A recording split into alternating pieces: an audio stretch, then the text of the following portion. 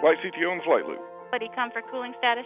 Flight Echo AOS, good port. Copy. Flight controllers generally focus on systems, subsystems of the vehicle, and they're more in tune with the detailed workings of their particular system that they're responsible for. Flight directors, on the other hand, are more in tune with what is the integration between all of the subsystems. What are we all marching towards? What's our mission objective? Prop flight has the RCS holding together with the regs. Really, your training starts when you become a flight controller.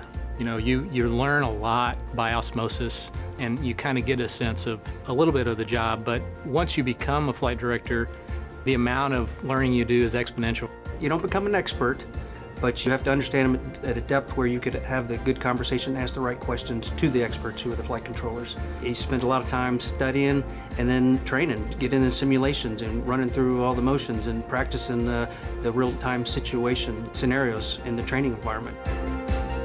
I am the ascent and entry flight director for Artemis 1. I will take responsibility of the vehicle after it launches. I'll also be the entry flight director, so once we come back to Earth, I'll have a team that will monitor and control the vehicle once it splashes down, and we hand that over to Melissa Jones, who is the NASA recovery director. Splashdown. Touchdown verify. Copy. I'm the lead flight director for the mission, really responsible for the overall development of the mission. We work directly with the programs. They provide us the mission priorities, and we build a timeline that's going to accomplish those mission objectives. We're responsible for building our team, getting our team trained and certified. We have a training team that helps us, but we have the overall responsibility for putting together the team that's going to execute the mission.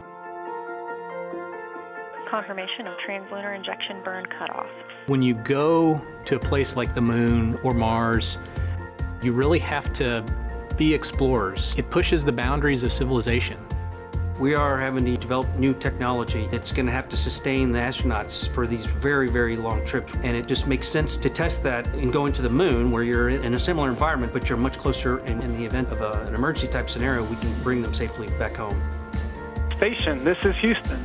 We've had a lot of experience now in low Earth orbit, you know, over 50, 60 years of experience, and we've learned how to do that pretty well. We've learned what the effects of the body are in low Earth orbit, but there's still things that we need to practice, and we need to be able to understand how you sustain life further and further and further away from our planet.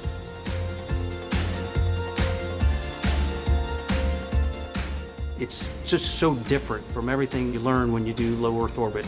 And that's what's making it so much fun. I'm every bit as excited about this mission as I was the first day I walked in the doors of Mission Control.